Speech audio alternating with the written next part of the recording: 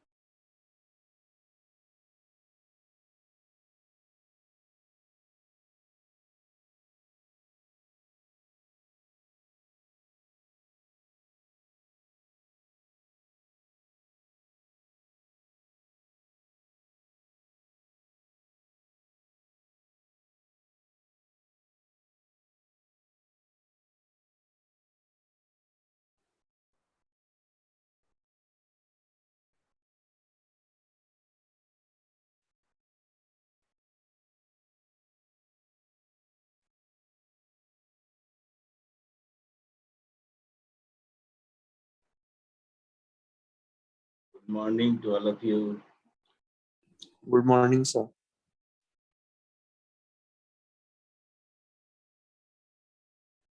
Good morning sir. Good morning. तो ये देखिए एक टेस्ट भी हो गया कि कौन कितने जल्दी जगता है ना। तो मॉर्निंग जगने का अलग ही फायदा है।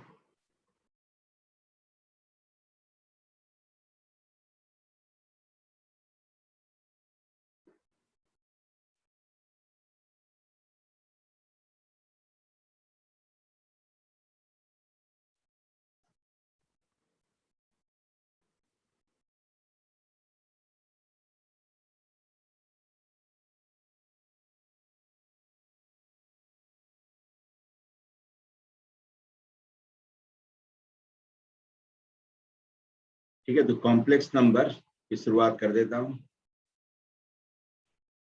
कॉम्प्लेक्स नंबर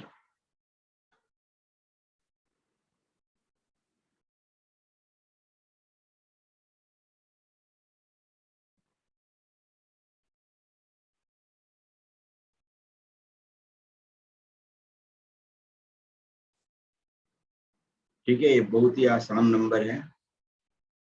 इतना सुनने में लगता है कॉम्प्लेक्स है ना, उतना ही आसान है।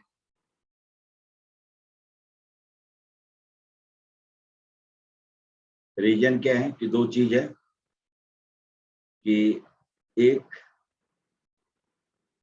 आपके पास में कुछ है तो अपने आप लोग आपकी इज्जत करेगा, है ना, आपसे डरेगा भी। और जब आपके पास कुछ भी नहीं है या जिसके पास कुछ भी नहीं होता है तो क्या करता है, आंख से धमकाने की कोशिश करता है, मेरे पास बहुत कुछ है, डरो मुझसे। तो वही इसके साथ में, कॉम्प्लेक्स के साथ में नाम कॉम्प्लेक्स रख लिया इसलिए जिसके पास में कुछ भी नहीं है ना। तो अपनी धौस दिखाने के लिए इसने नाम ही रख लिया कॉम्प्लेक्स नंबर कि मेरे पास बताओ बहुत खराब नंबर है ना, उलझा हुआ नंबर हो, कॉम्प्लेक्स नंबर हो। लेकिन है ये आसान नंबर। इनफैक्ट दुनिया में जितना भी नंबर है, अभी तक भी जो नंबर आप पढ़ते आ रहे थे, they are also among complex number. इसीलिए कि कॉम्प्लेक्स नंबर को आप लिखते हैं ऐसे x प्लस आयोटा y। ठीक है, x प्लस आयोटा y।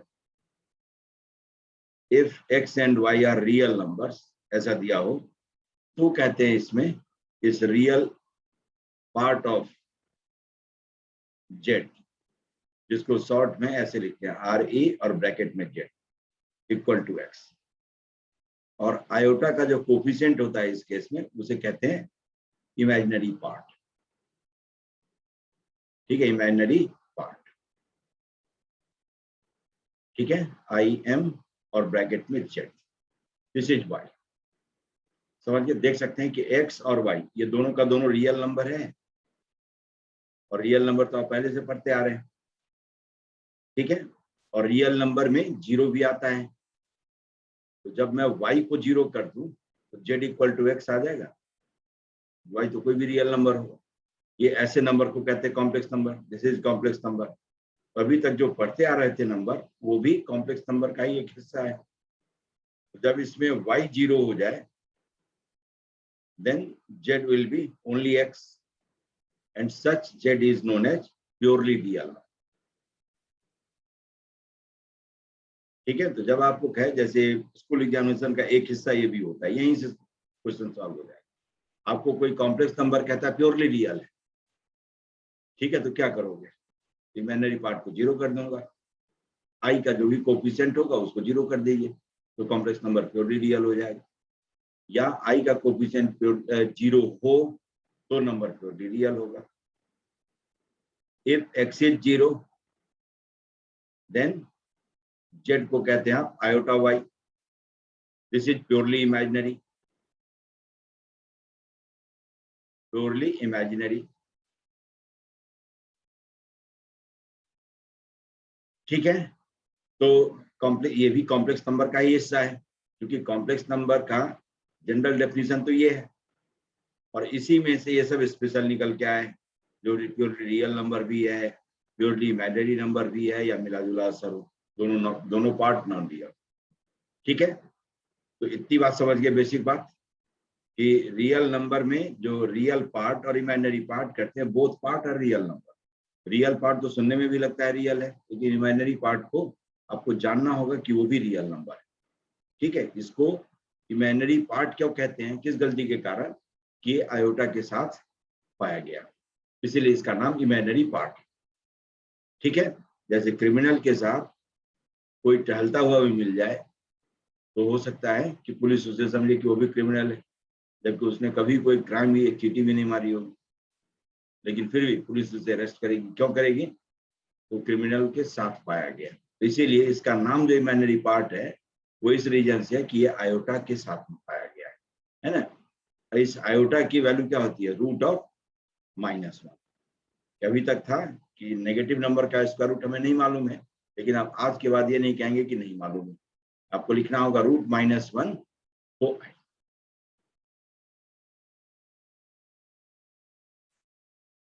समझ गए? जब रूट -9 आएगा तो क्या कहेंगे? 3i, क्योंकि रूट 9 इज 3 और रूट ऑफ -1 इज i। चलिए अब देखिए, तो इसका मतलब क्या है कि कॉम्प्लेक्स नंबर में जो दो पार्ट है वो दोनों पार्ट हमें मालूम है। जैसे आपको कह दे कि z इज 3 + 4i, तो रियल पार्ट ऑफ z क्या कहेंगे? 4। Imaginary part of 3, imaginary part of z ये 4, आयोटा का कोफिशिएंट।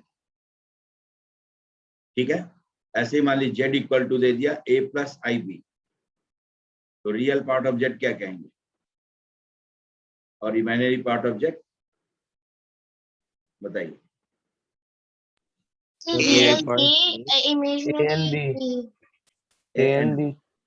देखिए पहली गलती तो कर दी है ना। मैंने तो कहीं नहीं लिखा कि ए रियल है और बी भी रियल है, कहीं लिखा है? नहीं लिखा है। बी के साथ आई फॉर एग्जांपल मैं कहता हूँ z इज 1 + i, a के जगह पर मैंने a लिख दिया, और i 3 + 2i, तब आप कहेंगे a को रियल पार्ट और b को इमेजिनरी पार्ट? नहीं कहेंगे ना। No sir. नहीं कह सकते। हाँ, तो ऐसे जब तक दिया नहीं हो, ये थोड़ा कॉम्पिटिटिव टच हो गया। स्कूल एग्जामिनेशन में इतना टॉर्चर नहीं करेगा, लेकिन कॉम्पिटिटिव एग्जामिनेशन में यही पूछ करके आपसे गलती करवा देगा, और आप कहेंगे देखो स्कूल से भी आसान क्वेश्चन पूछ दिया, और बाद में चलेगा कि तो बहुत अंदर की बात पूछ दिया। ठीक है, तो इसीलिए ए और बी नंबर नहीं है, बार बार मैं पहली क्लास से ही बता रहा हूँ, ए और बी इंग्लिश अल्फाबेट का लेटर है। नंबर इसको किसने बनाया? हमने यूज किया है इसको नंबर की तरह। तो इसीलिए उससे पूछना है कि तुम क्या हो, क्योंकि दोनों पार्ट तो रियल नंबर होता है ना। तो इसीलिए जब ऐसी स्थिति आएगी तो मुंह बंद रखेंगे, नहीं कह सकते हैं, है ना। ये दोनों नहीं बताया जा सकता।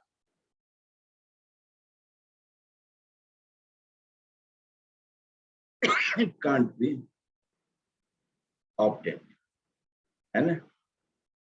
इसीलिए कि जब तक ए और बी के बारे में कुछ कहेगा नहीं तब नहीं कह सकते, क्योंकि ए और बी ऐसा भी हो सकता है। अब ऐसा हो तो पहले क्या करेंगे? सिंप्लीफाई कर लेंगे। 3i माइनस ऑफ 2, क्योंकि आई स्क्वायर इज -1 है ना, आई स्क्वायर की वैल्यू होती है -1।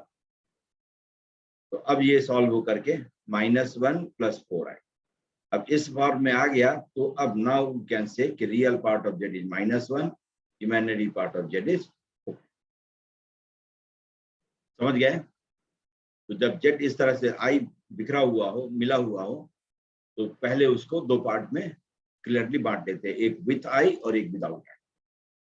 ठीक है, जहां आई स्क्वायर बनते जाए वहां पर -1 रखते जाए। तो इस तरह से जब सिंप्लीफाई हो जाए तो रियल पार्ट और इमेजिनरी पार्ट अपना। समझ गए कॉम्प्लेक्स नंबर को? अब जरा देखिए, इस कॉम्प्लेक्स नंबर का जब दो पार्ट होता है, रियल और इमेजिनरी, और दोनों का दोनों रियल, इसका मतलब इसको रियल प्लेन में प्लॉट भी किया जा सकता है ना, जो 2 डायमेंशनल प्लेन है उसमें प्लॉट कर सकते हैं, क्योंकि 2D कोऑर्डिनेट ज्योमेट्री तो हम पढ़ चुके हैं अभी। तो देखिए, इसको मैं रियल एक्सिस और इसको इमेजिनरी एक्सिस, इसको मैं ले लूं, तो जो 10th से ही, हमारी 9th से इनफैक्ट शुरुआत हो गई कोऑर्डिनेट ज्योमेट्री की। तो इस प्लेन को कहते हैं आर्गेंट प्लेन, ठीक है, या कॉम्प्लेक्स प्लेन, ठीक है, या इसी को कहते हैं गॉसियन प्लेन, इन सब नाम से जाना जाता है। समझ गए? तो इस प्लेन में किसी भी कॉम्प्लेक्स नंबर को आप प्लॉट कर सकते हैं, क्योंकि हर कॉम्प्लेक्स नंबर के पास में दो पार्ट होगा, रियल पार्ट और इमेजिनरी पार्ट। तो आप क्या करेंगे, रियल पार्ट के बराबर रियल एक्सिस के अलॉन्ग मूव करेंगे और इमेजिनरी पार्ट के बराबर इमेजिनरी एक्सिस के अलॉन्ग मूव करेंगे। तब जो पॉइंट मिलेगा वो अपने इस कॉम्प्लेक्स नंबर z को रिप्रेजेंट करता होगा।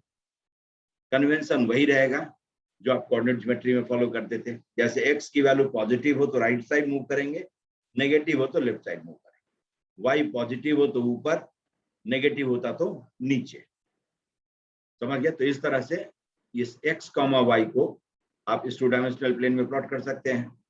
नहीं, जैसे 2, -3 होता तो y नीचे आ जाता, 2 यूनिट राइट साइड मूव करते, 3 यूनिट नीचे। -2, 3 होता तो 2 यूनिट लेफ्ट साइड ओरिजिन से मूव करते और 3 यूनिट ऊपर। ये कन्वेंशन है।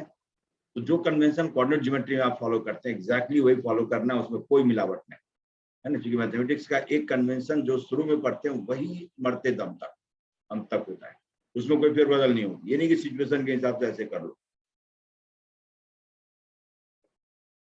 तो जो कोऑर्डिनेट ज्योमेट्री में हमारा कन्वेंशन था, एग्जैक्टली वही आज भी फॉलो होगा। तब ये पॉइंट ए अपने इस कॉम्प्लेक्स नंबर z को रिप्रेजेंट कर दिया। अब क्या करिए, ओरिजिन से इसको ज्वाइन कर दिए, ठीक है। ओरिजिन से पॉइंट ए को ज्वाइन करने वाले रे के लेंथ को कहते हैं, मतलब OA length will be known as modulus of z, इसको कहते हैं मॉडुलस ऑफ z, ठीक है। तो मॉडुलस ऑफ z कितना हो जाएगा, hypotenuse of this right angle triangle, तो √x² + y², जो कि modulus of z।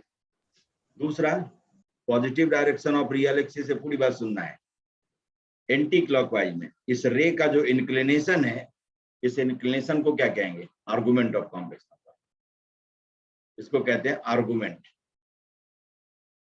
Of z, या इसी का नाम है एम्पलीट्यूड ऑफ z।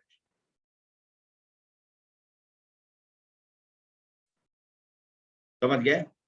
तो एम्पलीट्यूड ऑफ z या आर्गुमेंट ऑफ z क्या है, positive direction of real axis से किसी रे का जो कॉम्प्लेक्स नंबर को रिप्रेजेंट करता है ना, आर्गेंट प्लेन में, उस रे का जो इंक्लिनेशन है, उस इंक्लिनेशन को कहते हैं argument of z। Positive direction of real axis से एंटी क्लॉकवाइज में उस रे का जो कॉम्प्लेक्स नंबर को रिप्रेजेंट करता है, उसके इंक्लिनेशन को कहते हैं आर्गुमेंट ऑफ कॉम्प्लेक्स नंबर। तो this theta is argument of complex, ठीक है। बाय द वे, फिर सेम कन्वेंशन कि if inclination is measured in clockwise sense, तो पूरे मैथमेटिक्स में जब सेंस बताना होता है एंगल का, तो क्या करते हैं, जब एंगल क्लॉकवाइज में आप मेजर करते हैं तो उसके पीछे माइनस साइन लगाते हैं टू रिप्रेजेंट इट्स सेंस। तो वैसे ही आर्गुमेंट जब लिखना होगा एंगल को क्लॉकवाइज में मेजर करके, positive direction of real axis से क्लॉकवाइज में मेजर करें तो उसके पीछे माइनस लगाना नहीं भूलते हैं। Minus of that angle will be argument of same complex number. पूरी बात समझ गए? Yes sir. है ना? तो इसमें कोई मिलावट नहीं करनी है, तब कभी आप घबरा करके जवाब नहीं देंगे। Positive direction of real axis से एंटी क्लॉकवाइज में इस ओए रे का जो इंक्लिनेशन है theta, that inclination theta directly will represent argument of complex number Z. ठीक है? If inclination is measured in clockwise sense, मतलब 2 पाई माइनस थीटा, तो we'll put minus sign before it, minus of 2 pi minus theta to represent argument of same complex number z। ठीक है? Argument पर मैं argument करता हूं अभी, पहले अभी देख लूं जरा कॉम्प्लेक्स नंबर क्या है और बेसिक चीज बातें इसमें क्या क्या सब। अब चलिए इस मॉडुलस को मैं एक छोटा नाम r दे देता हूं, मतलब इस लेंथ को r कह देता हूं। तब ट्रिगोनोमेट्री के दम पर ये राइट एंगल ट्रायंगल है। इस राइट एंगल ट्रायंगल में आप कह सकते हैं x upon r is cos theta, y upon r is sin Yes, theta sir. कहा जा सकता है। इसका Yes, मतलब sir. इस x को आप ऐसे भी लिख सकते हैं r cos theta plus i sin theta.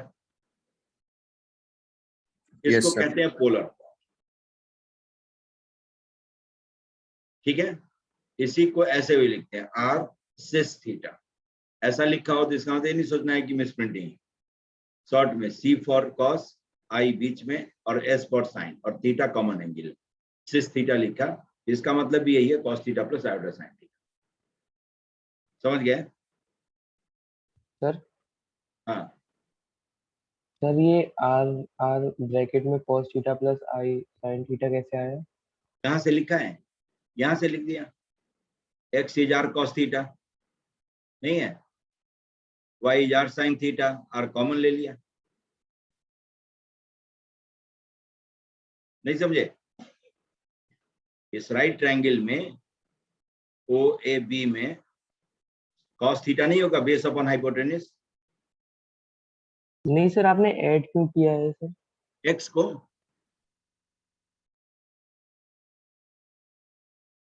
कहां पर ऐड क्यों किया? x के जगह पर r cos थीटा लिख दिया, y के जगह पर r sin थीटा लिख दिया, तो r दोनों में कॉमन है तो बाहर नहीं निकाल लो। Yes sir. r दोनों में है ना। ठीक है? इसी कॉम्प्लेक्स नंबर का ये दूसरा फॉर्म है, इसको कहते हैं पोलर फॉर्म। और इस cos theta plus i sin theta को लिखते हैं सिस थीटा। ठीक है? इसी को लिखा जाता है r e raise to the power i theta, जिसको कि 12th के शुरुआत में बताऊंगा कि क्यों लिखा आता है। अभी सिर्फ यूज करना है और ये होता है इसलिए लिखते हैं, ये नहीं कि कोई फॉर्मूला है। e raise to the power i theta is cos theta plus i sin theta, इसको कहते हैं यूलर्स फॉर्म। समझ गए? ये पहला आपका कार्टेशियन या रेक्टेंगुलर फॉर्म है।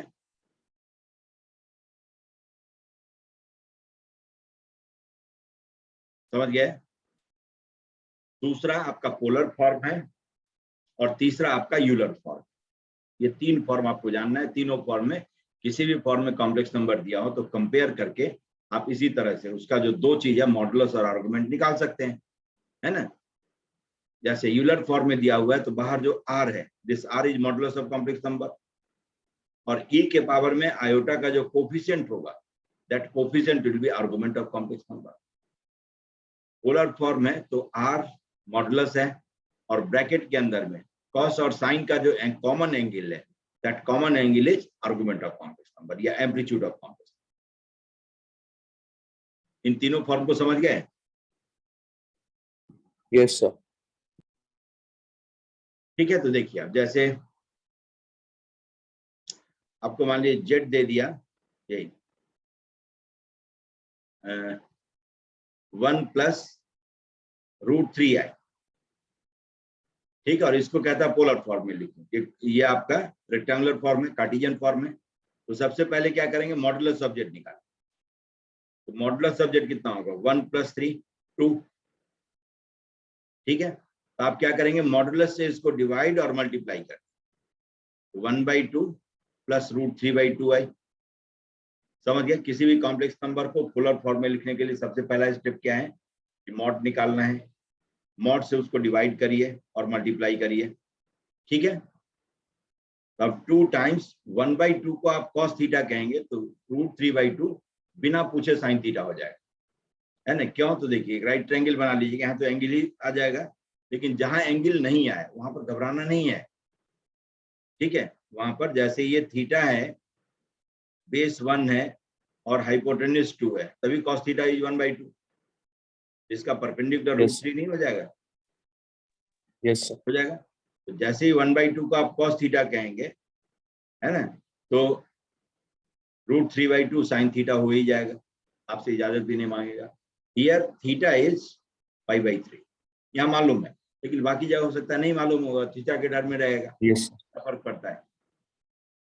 समझ गए पूरी बात? तो 2 टाइम्स, यस सर। ठीक है, cos थीटा, अब यहाँ पर लिख देता हूं मैं, cos π/3 प्लस i sin π/3, ये पोलर फॉर्म। ठीक है, ये पोलर फॉर्म।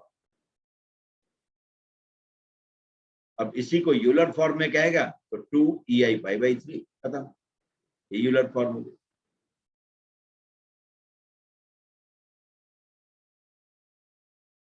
समझ गए?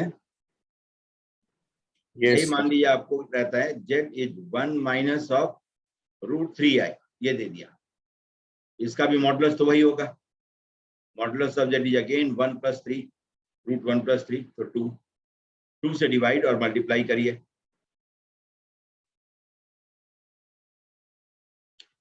ठीक, तो क्या लिखेंगे? 2 times cos π/3 minus iota sin π/3। ठीक है, अभी आप इसको आर्गुमेंट नहीं कह सकते π/3, क्यों? तो बीच में माइनस है, माइनस बिल्कुल हटना चाहिए, cos theta plus iota sin theta, ये लिखना है आपको। अब बताइए कि वो क्वाड्रेंट जिसमें cos की वैल्यू पॉजिटिव होती हो और sin की वैल्यू नेगेटिव होती हो, कौन सा क्वाड्रेंट? फोर्थ क्वाड्रेंट है ना?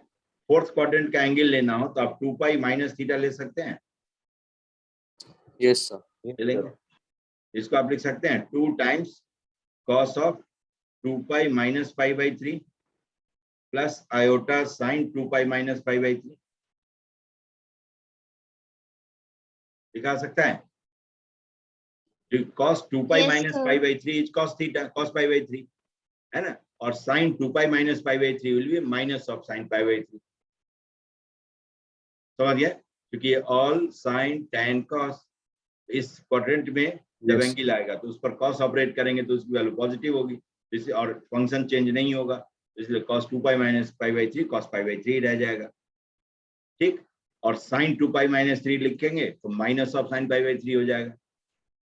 रीजन कि फंक्शन तो वही रहेगा, integral multiple of pi plus minus theta है, तो साइन साइन रहेगा, कॉस कॉस रहेगा, लेकिन जिस क्वाड्रेंट में एंगल है उस क्वाड्रेंट में साइन की वैल्यू नेगेटिव है, तो इसीलिए माइनस ऑफ साइन पाई आ गया। ये इसका पोलर फॉर्म।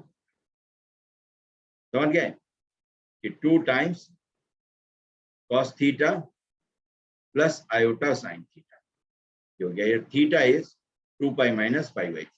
अब इसी को आप माइनस π/3 भी लिखना चाहें तो लिख सकते हैं, क्योंकि 0 माइनस π/3 भी लिखा आ सकता है। समझ गए? तो देख करके कोई एक आर्गुमेंट लिखना है, क्योंकि आर्गुमेंट की चीज है, उसके बारे में अभी मैं थोड़ी देर में बताऊं, है ना, कि 2π माइनस, ये आपका आ गया पोलर फॉर्म हो गया। अभी यूलर फॉर्म में लिखेंगे तो 2ei थीटा यूलर फॉर्म हो जाएगा। ऐसे मान लीजिए जेड दे दिया -1 प्लस √3i। ठीक है, तो इसका भी मॉडुलस कितना होगा? वही 2। अब क्या करेंगे? 2 से डिवाइड और 2 से मल्टीप्लाई कर। ठीक है, अब देखिए हाफ को cos थीटा कहेंगे तो √3/2 अपने आप sin थीटा हो जाएगा। Yes, minus half cos theta plus iota sin theta, वही तो है।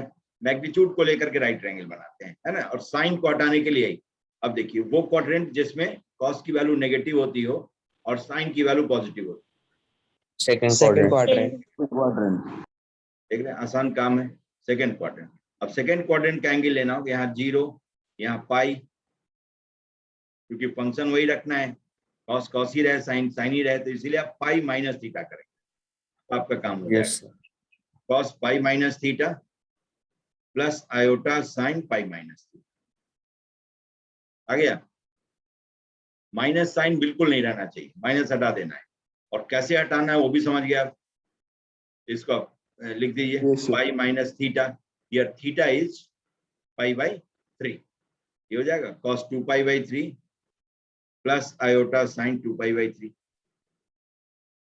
इसलिए कि थीटा अपना वही है, ये थीटा है, ये 1 है, ये √3 सॉरी ये 2 है, और ये आपका √3 है, तो cos थीटा इज 1/2, तो थीटा इज पाई बाई 3।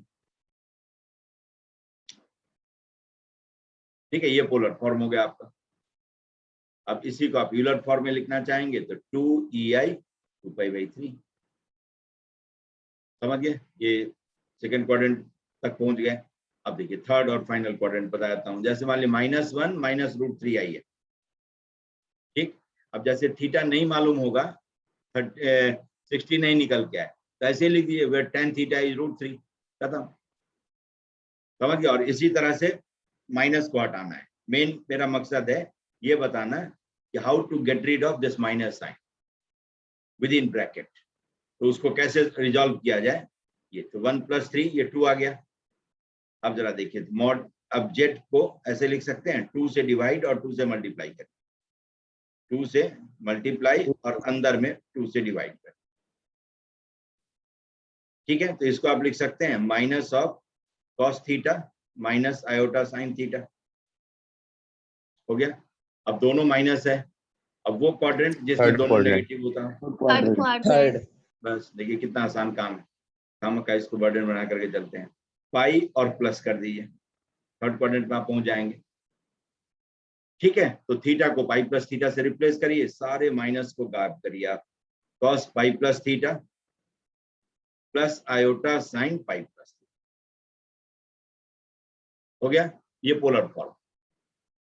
तो 2 cos of pi plus pi by 3 4 pi by 3 और प्लस आयोटा साइन 4 पाई।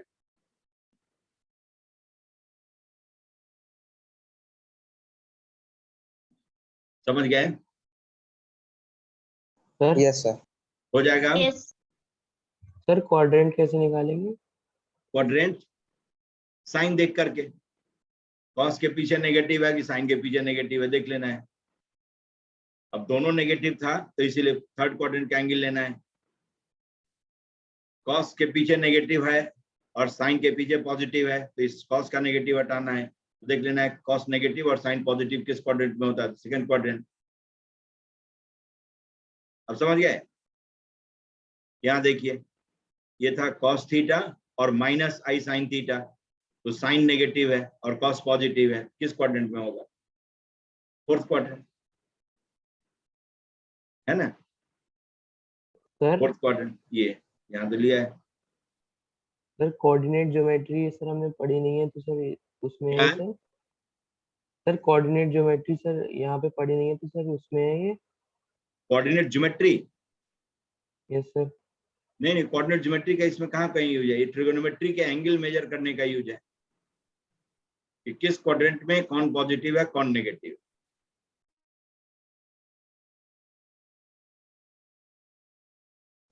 सर हाँ हाँ, सर अगर ये स्कूल में आता है तो इसे इसी तरीके से करना है, क्योंकि स्कूल में तो अलग तरीके से कराया है। क्या करवाया? सर स्कूल में तो जो 1 है उसको r cos थीटा के इक्वल कर दिया है, और हाँ, √3 को r sin थीटा के इक्वल कर दिया, फिर दोनों को वही स्क्वायर तो रूट हमने में भी सम किया करा ना, है। वही तो हमने भी किया है।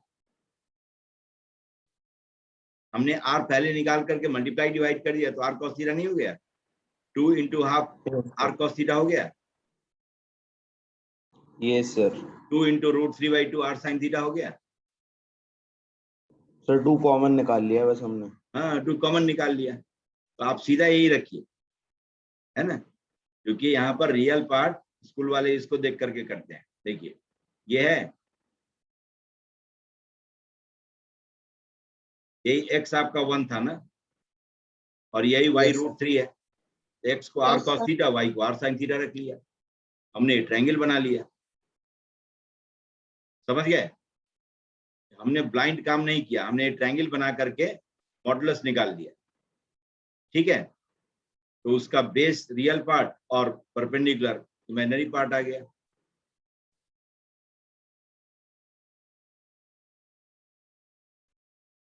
ठीक है, यस सर। समझ गया Yes, ना? sir. ये विजिबल फॉर्म है, इसमें आपको रहेगा कि कहां से माइनस हटाना है और कैसे हटाना है, किस तरह से हटाना है, इसकी जानकारी हमारे पास रहेगी। लेकिन उसमें ब्लाइंडली आप काम करेंगे, ब्लाइंडली काम करेंगे। ठीक है, तो 4 में से किसी क्वाड्रेंट में होगा।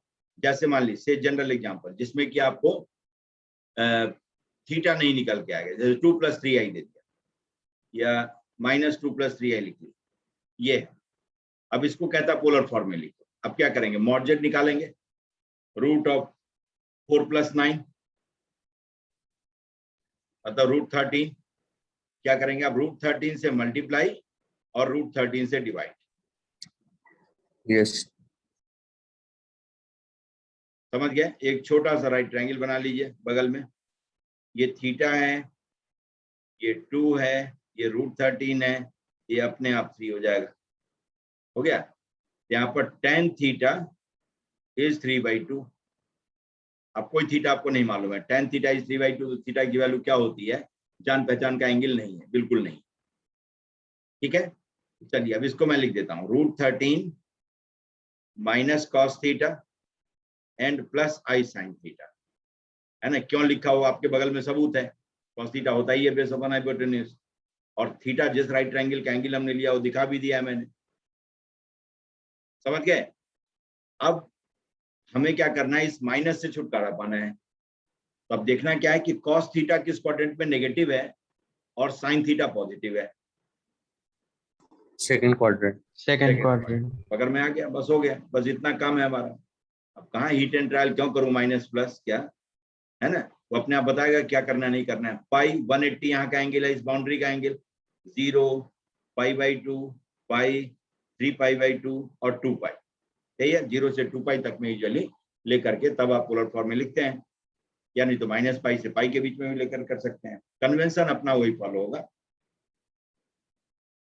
क्योंकि जो एंगल आप लिखते हैं that should represent argument of complex number. तब देखिए इस √13 को बाहर रहने दीजिए, माइनस को हटाने के लिए अब थीटा को लिख लेते हैं cos π - theta, because cos π - theta is minus cos theta, और साइन थीटा को भी साइन 180 - थीटा लिखना होगा। क्यों? तो जो कॉस का एंगल होना चाहिए वही साइन का एंगल होना चाहिए, तब जाकर के पोलर फॉर्म में आएगा।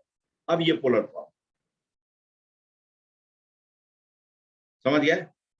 अब इसको चाहें तो आप ऐसे लिख दीजिए, √3 cos alpha plus i sine alpha, where alpha is π - theta and theta is, ऐसे लिख देते हैं, tan इनवर्स ऑफ 3/2, ऐसे भी लिख करके छोड़ देते हैं, या वेयर tan थीटा इज 3/2, क्योंकि इनवर्स आपको अभी पढ़ाया नहीं गया है तो लिख दीजिए सीधा वेयर tan थीटा इज 3/2। तो जो मैथमेटिक्स जानता होगा वो साफ साफ पूरा मार्क्स देगा, और हो सकता है सीख भी ले, कैसे भी लिखा जाता है। समझ गए? क्योंकि इसमें किसी से हमें कहीं पूछने की जरूरत नहीं है, y1 is r cos theta, y3 is r sin theta, है ना, उसे हमें पूछने की जरूरत नहीं होगी। अब जो भी कहेगा क्यों लिखा तो बगल में देख लेगा वो। ठीक है, क्लियर है? Yes, sir. Yes. Yes, sir. चलिए, ये हो गया आपका फॉर्म में ट्रांसफॉर्म करने का तरीका। दूसरा है कॉन्जुगेट ऑफ कॉम्प्लेक्स नंबर, है ना, conjugate of z equal to x plus i y. फिर वही सब कि x और y रियल नंबर होना चाहिए, h z कॉन्जुगेट ऐसे लिखते हैं, x माइनस आयोटा y। ठीक है, इमेजिनरी पार्ट का साइन चेंज कर दें तो कॉम्प्लेक्स नंबर का कॉन्जुगेट आ जाएगा। ठीक है, कॉन्जुगेशन का यही तरीका है, इमेजिनरी पार्ट का साइन चेंज कर देना। जैसे z आपका है 2 + 3i, तो z कॉन्जुगेट क्या हो जाएगा, 2 - 3i, एंड वाइस वर्सा। एक दूसरे का कॉन्जुगेट होता है। 2 - 3i z होता तो उसका कॉन्जुगेट 2 + 3i होता है। ऐसे ही z मान लीजिए आपका 2 है तो z कॉन्जुगेट क्या हो जाएगा 2। रियल नंबर का कॉन्जुगेट वही होता है। क्यों? तो इमेजिनरी पार्ट ही नहीं जिसका साइन चेंज करो, होगा तो साइन चेंज करेंगे। तो जब z purely real, if z is purely real, तब क्या कहते हैं? Then z = z conjugate. क्यों? तो सबूत सामने है। बिल्कुल ऐसे ही z आपको दे दिया 3i, मतलब प्योरली इमेजिनरी है, तो z कॉन्जुगेट क्या लिखेंगे? -3i, है ना? -3। अब देखिए, अब यहां से एक और कॉन्सेप्ट आ गया। If z is purely imaginary,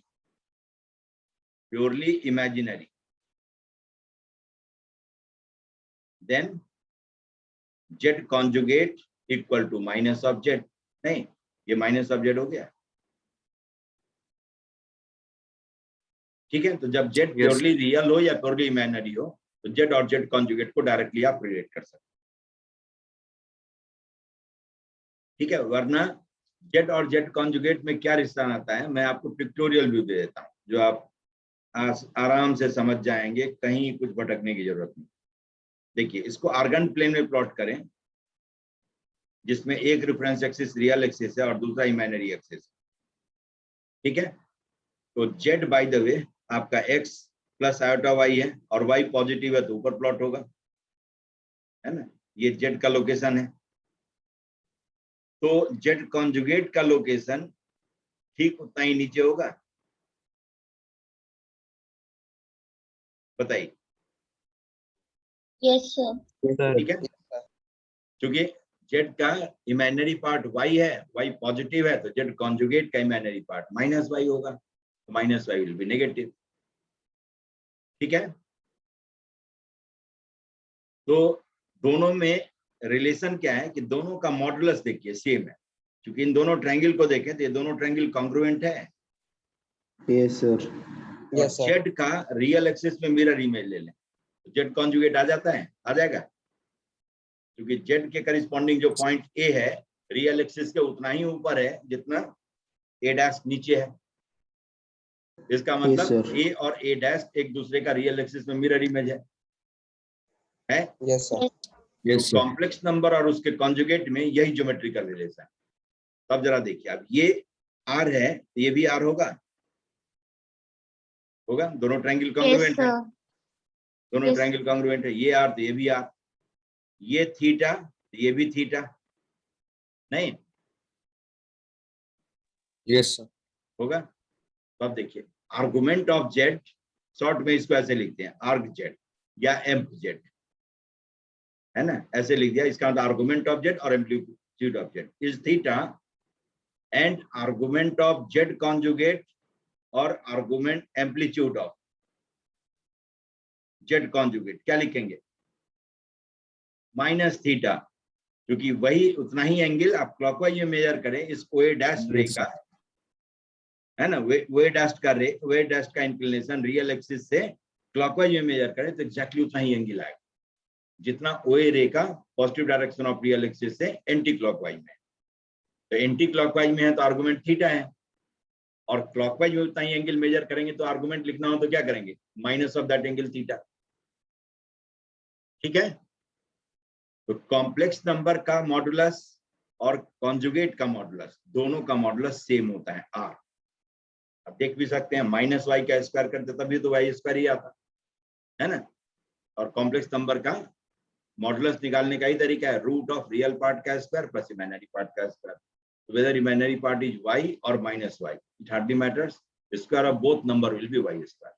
इसलिए दोनों का दोनों आपका √x² + y² ही आना है, जो कि साफ साफ दिख रहा है ना। और आर्गुमेंट में सिर्फ रिलेशन क्या होता है कि आर्गुमेंट का साइन चेंज हो जाता है, मैग्नीट्यूड वही रहेगा। Argument of z conjugate will be minus of argument of z। इस बात को समझ गए? बताइए। Yes sir. Yes sir. तो देख रहे कितना आसान चीज है। इसको सिर्फ आप रिलेट करके पढ़ेंगे तो आसान है, वरना लगेगा कि फॉर्मूला है। जबकि इन सब मैथमेटिक्स में फॉर्मूला बहुत कम होता है, बहुत कम, लीस्ट फॉर्मूला नहीं, इंफॉर्मेशन होता है कि वो क्या चीज है, जिसको कि हम फॉर्मूले के नाम से जानते हैं। Argument of Z conjugate is